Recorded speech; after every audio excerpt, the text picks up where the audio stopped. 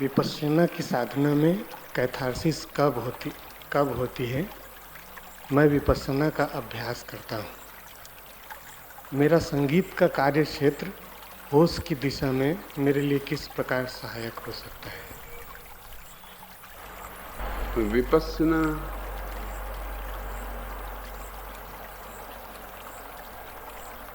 सदियों पुरानी पद्धति है ध्यान की।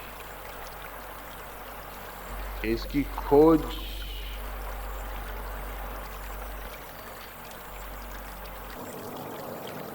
हजारों वर्ष पहले हुई होगी। किसने इसे खोजा पता नहीं।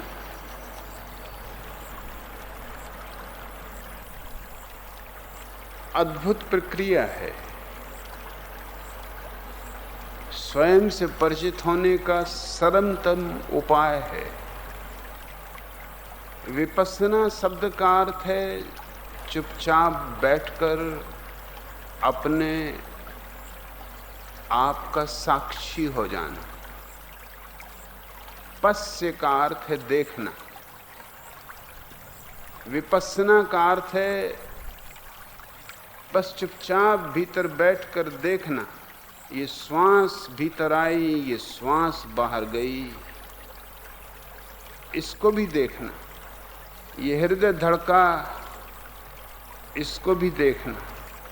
चुपचाप भीतर बैठकर जो भी हो रहा है उसे देखना। और देखते देखते ही सारी आवाजें विलीन हो जाती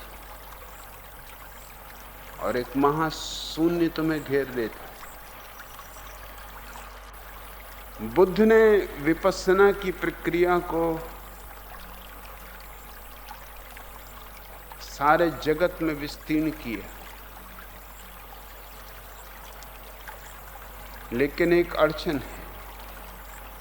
और वो अड़चन ये है कि बुद्ध को हुए 2500 वर्ष हो गए। विपश्यना की पद्धति वही की वही,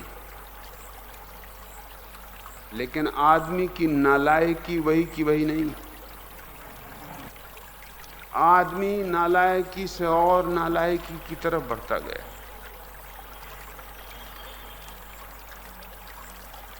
विपश्यना किसी भी भोले भाले आदमी के लिए सरल मामला है, लेकिन आधुनिक आदमी भोला भाला नहीं है।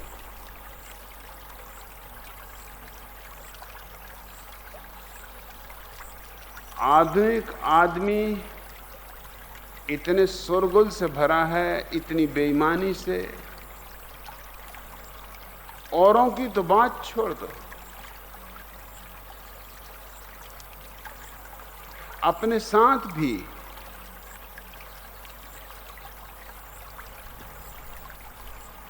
ईमानदार नहीं। मैंने सुना है एक चोर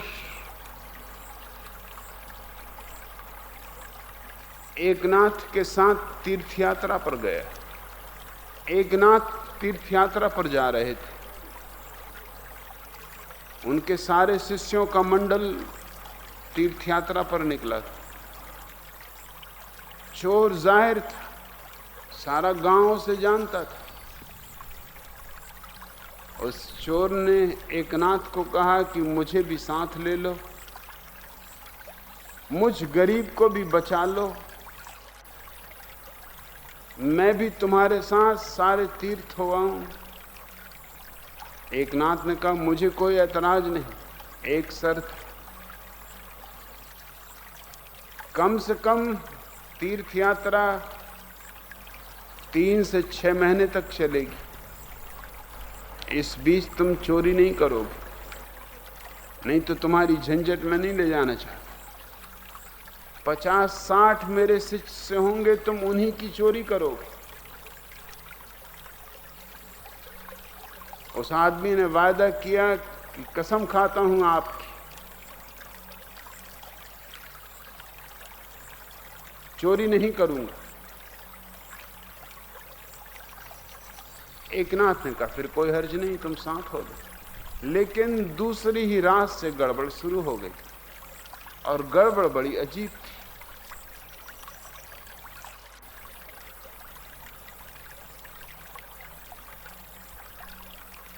किसी के हाथ की चूड़ियां किसी दूसरे के हाथ में पहुंच गई, किसी की अंगूठी किसी दूसरे के हाथ में चली गई, किसी के बिस्तर का सामान किसी दूसरे के बिस्तर में चला गया। लोग सुबह उठ के बड़े हैरान कि मामला क्या।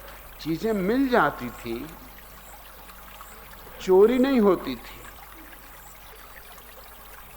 मगर आधा दिन इसी खोज में निकल जाता था कि चश्मा कहां है।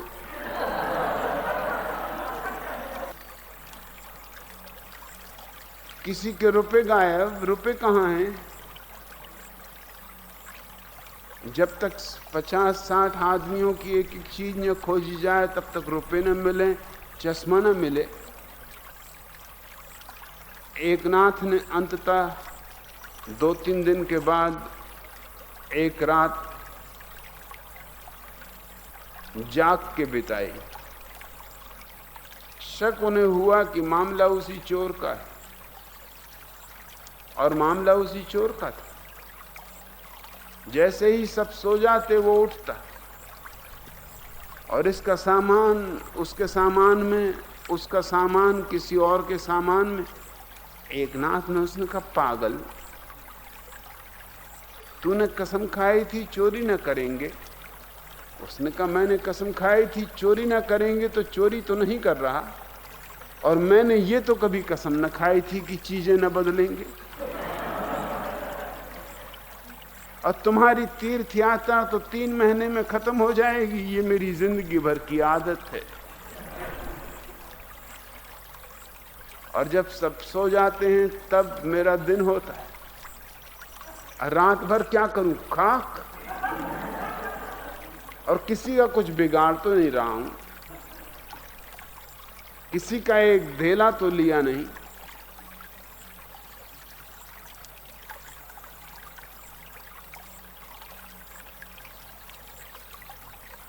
आदत चोरी नहीं करनी, लेकिन फिर भी हेरा फेरी करनी।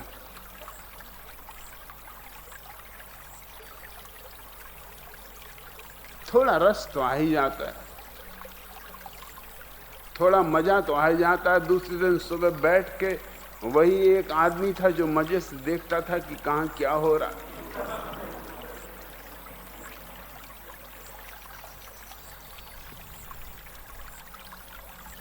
मैंने तो सुना है ऐसे चोरों के बाबत भी जो अपने एक खीसे से चुरा के दूसरे खीसे में चीजों के रख लेते।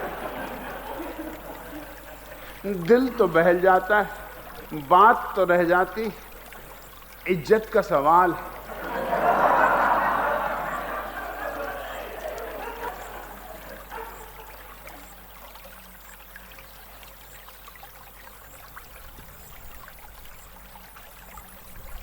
इन 2500 वर्षों में मनुष्य के मन में इतने ज्यादा विकृत विचार, इतना दमन, इतने बादल उमड़ घुमड़ गए हैं कि अब विपස්සना सीधी सीधी करना बहुत मुश्किल है। और तुम पूछते हो विपස්සना में कैथारसिस कब होती। विपස්සना में कैथारसिस का कोई स्थान ही नहीं, क्योंकि जिस समय विपස්සना खोजी गई थी कैथारसिस की कोई जरूरत ही न थी।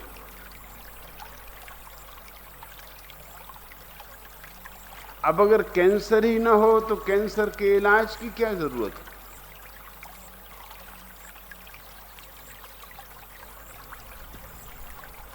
इसलिए मैं अपने सन्यासियों को विपස්සना में प्रवेश करने के पहले सक्रिय ध्यान का आग्रह करता हूं, ताकि सक्रिय ध्यान में सारा उपद्रव, कूड़ा करकट बाहर फेंक दें और एक बार फिर निखाले छोटे बच्चे हो जाएं। फिर विपස්සना शुरू करें। लेकिन अगर तुमने सीधे विपස්සना शुरू की तो तुम एक खतरा करोगे। वो जो तुम्हारे भीतर इकट्ठा है वो दबा ही रहेगा, ऊपर ऊपर तुम शांत दिखाई पड़ने लगोगे और भीतर भीतर सारी अशांति इकट्ठी होती जाएगी। और वो अशांति एक न एक दिन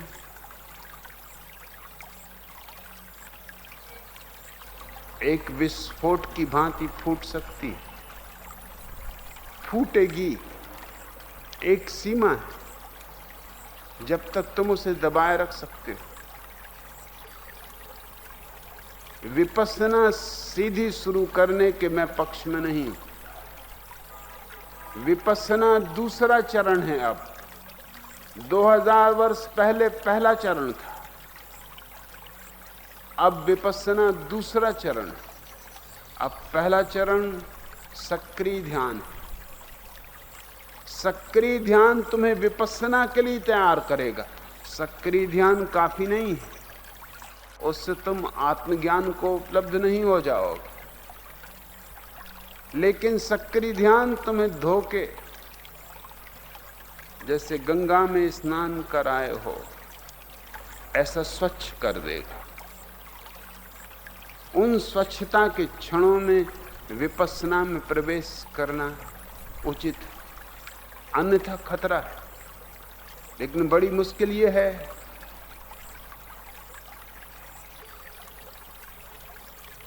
हजारों वर्ष बीत जाते हैं, लोग अतीत को ऐसा जोर से पकड़ते हैं कि ये भूल ही जाते हैं कि वो अतीत किन्हीं और तरह के लोगों के लिए निर्मित किया गया, तुम्हारे लिए नहीं। तो विपස්සना के शिक्षक अभी भी विपස්සना सिखा रहे हैं।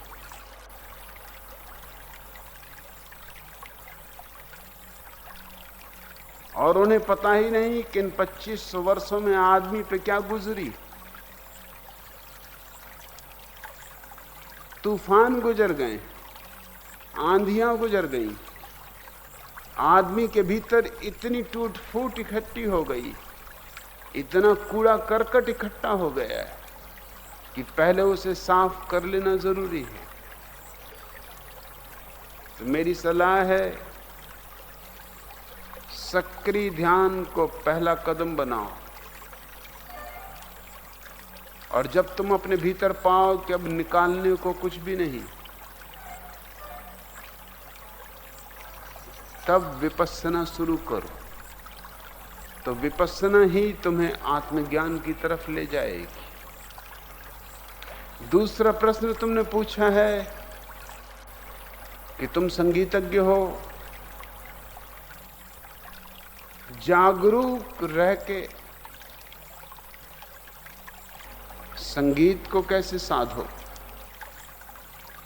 या जागरूकता और संगीत को साथ साथ कैसे विकसित करो। ये थोड़ा जटिल मामला है, क्योंकि जब तुम संगीत में खो जाओगे तो जागरूकता भूल जाएगी। जब तुम लीन हो जाओगे संगीत में तो कौन बचेगा जागरूक होने को।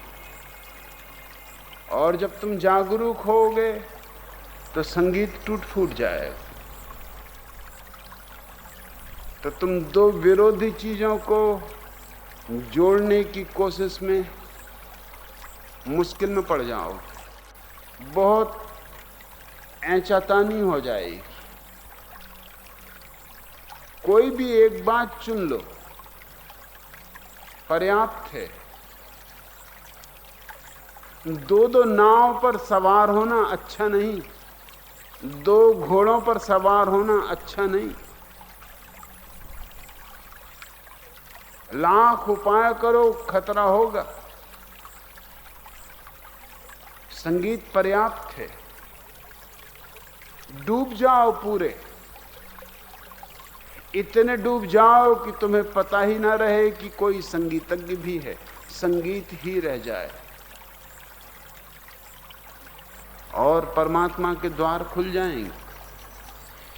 उसके अनेक द्वार हैं।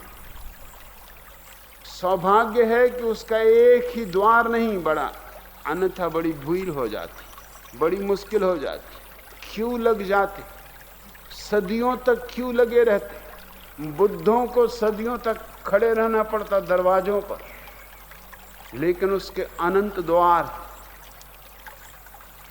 संगीत पर्याप्त है। अगर जागरूकता साधनी है तो फिर संगीत को उसकी अंतिम गहराइयों तक नहीं पहुंचाया जा सकता। तुम संगीत को एक विषय बना सकते हो, जागरूक होने के लिए तुम संगीत के प्रति होश रख सकते हो, मगर वो होश संगीत को ऊंचाइयों पर नहीं ले जा सकेगा, न गहराइयों पर ले जा सकेगा। पश्चिम में एक बहुत बड़ा नर्तक हुआ, निजिंस्की। संभवतः मनुष्य के इतिहास में वैसा अद्भुत नर्तक दूसरा नहीं हुआ, क्योंकि निजिंस्की के नर्तन में एक खूबी थी कि नृत्य करते करते वो ऐसी ऊंची छलांग भरता था जो कि जमीन के गुरुत्वाकर्षण के खिलाफ। जो लोग ऊंची छलांग भरने का अभ्यास करते हैं ओलंपिक में प्रतियोगिता के लिए, वो भी वैसी छलांग नहीं भर सकते। और निजिंस्की कोई छलांग का अभ्यासी नहीं था, लेकिन घड़ी आती थी उसके नृत्य में कि जैसे उसे पर लग जाते थे और वो इतनी ऊंची छलांग भरता था कि वैज्ञानिक चकित थे। जमीन की कशिश के विपरीत इतनी ऊंची छलांग भरी ही नहीं जा सकती। और मामला यहीं तक नहीं था, मामला और भी मुश्किल हो जाता। जब वो छलांग से नीचे गिरता था तो जमीन बड़ी तेजी से खींचती है चीजों को अपनी तरफ। उनकी रफ्तार बहुत होती है, प्रति मिनट 6000 मील की रफ्तार से चीजें खींची जाती। इसलिए तुम रात में जब कभी देखते हो और कहते हो तारा टूटा, कोई तारा नहीं टूटता। तारे बहुत बड़े हैं, अगर टूट जाएं तो हम कभी के टूट गए होते। तारे नहीं टूटते। ये तो पृथ्वी जब सूरज से अलग हुई और चांद जब पृथ्वी से अलग हुआ तो पृथ्वी गीली मिट्टी का लौंदा थी। चांद एक बड़ा टुकड़ा है, अलग उसका अस्तित्व हो गया, लेकिन साथ में छोटे छोटे मिट्टी के टुकड़े चारों तरफ छितर गए। वो आकाश में भटक रहे हैं। वो जब भी पृथ्वी के घेरे के भीतर आ जाते हैं, घेरा 200 मील है, जब भी 200 मील के भीतर उन मिट्टी के टुकड़ों में से कोई टुकड़ा आ जाता है तो पृथ्वी उसे इतने जोर से खींचती है, प्रति मिनट 6000 मील कि हवा और उस मिट्टी के घर्षण से आग पैदा हो जाती, जैसे चकमक से आग पैदा हो जाए। इसलिए तुम्हें वो चमकता हुआ मालूम पड़ता है। वो कोई तारा नहीं, मिट्टी है जो जल उठी। निजिंस्की जब अपनी छलांग से उतरता था तो ऐसे उतरता था जैसे कोई कबूतर का पंख आहिस्ता आहिस्ता डोलता डोलता जमीन की तरफ उतर रहा हो, कोई जल्दी नहीं। ये और भी आश्चर्य की बात थी, उसका उतरना और भी हैरानी की बात थी। वो जमीन के कशिश के नियम को बिल्कुल ही तोड़ दिया। निजिंस्की से लोग पूछते कि ये मामला क्या है, तुम कैसे करते हो? निजिंस्की ने कहा कि मुझसे मत पूछो कि मैं कैसे करता हूं, क्योंकि जब भी मैं करने की कोशिश करता हूं तब ये नहीं होता।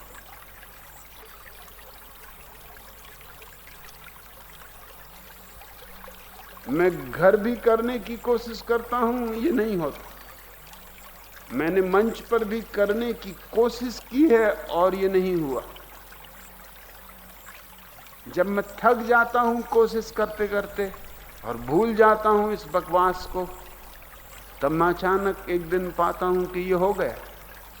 लेकिन ये होता तब है जब मैं नहीं होता, जब मेरा प्रयास नहीं होता, मेरा अभ्यास नहीं होता, मेरी चेष्टा नहीं होती, मेरी आकांक्षा नहीं होती, मेरी वासना नहीं होती। ये मेरे लिए उतना ही बड़ा रहस्य है जितना ये तुम्हारे लिए बड़ा रहस्य। मैं मिट जाता हूं तब ये घटना घटती। बड़े चित्रकारों का भी यही अनुभव है, जब वो मिट जाते हैं तभी उनके हाथ ईश्वर के हाथ हो जाते। बड़े संगीतज्ञों का भी यही अनुभव है, जब वो नहीं रहते तब कोई अनंत शक्ति उनकी वीणा पर संगीत को सजाने लगती। तो तुम अगर संगीतज्ञ हो और संगीत से प्रेम है, जागरूकता की फिक्र मत करो। तुम संगीत में डूबने की फिक्र करो।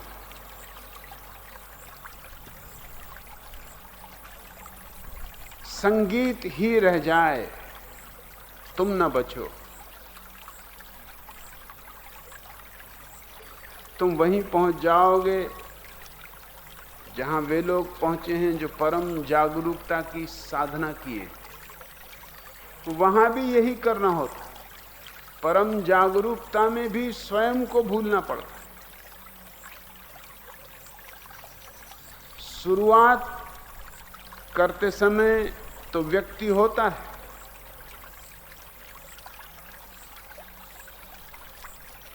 जागरण की चेष्टा का आबासा तो व्यक्ति शुरू करता है, लेकिन अंतिम अक्षर व्यक्ति नहीं लिखता। वो जो निर्व्यक्ति हमारे भीतर, वो जो निराकार हमारे भीतर, वे उसके हाथ से लिखे जाते। इससे कोई फर्क नहीं पड़ता कि तुम किस द्वार शून्य को उपलब्ध होते हो, सभी द्वार उसके। तुम्हें जो द्वार प्रीतिकर हो, क्योंकि तुम्हारा प्रेम ही तुम्हें गहराइयों तक ले जा सकेगा, उन गहराइयों तक जहां कि तुम मिटने को राजी हो जाओ। प्रेम के अतिरिक्त कोई दूसरी चीज तुम्हें मिटने को राजी नहीं कर सकती। तो भला है, सौभाग्य है कि तुम संगीतज्ञ हो, तो संगीत में डूबो, संगीत को ही रह जाने दो। पहुंच जाओगे, पता भी नहीं पड़ेगा कब पहुंच गए।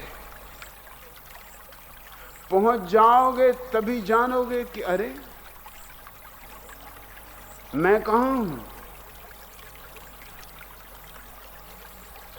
परमात्मा है। मैं कहां हूं, मगर दो घोड़ों की सवारी खतरनाक है और अध्यात्म के जीवन में बहुत से लोग अनजाने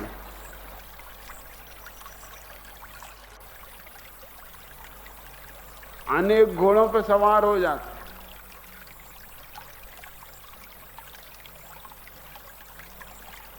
कहीं भी पहुंचते नहीं, सिर्फ हाथ पैर तुड़वा के किसी अस्पताल में भर्ती होते।